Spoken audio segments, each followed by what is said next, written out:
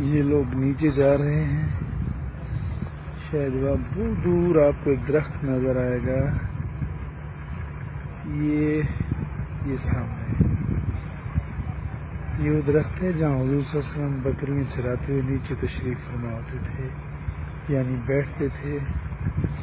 और ये वो जगह है जहाँ पर आप बकरियाँ चराया करते थे, ये इस इलाके में।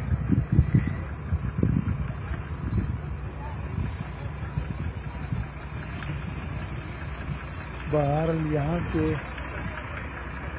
गाइडों के मुताबिक जो रिवायात वो बयान कर रहे हैं वो हमारी नज़रों से किताबों में कहीं नहीं।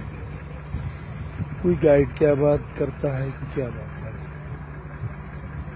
है, जो किताबें लिखी गई हैं उनको पढ़कर इसके मुताबिक ही तयन किया जा सकता है जगह का।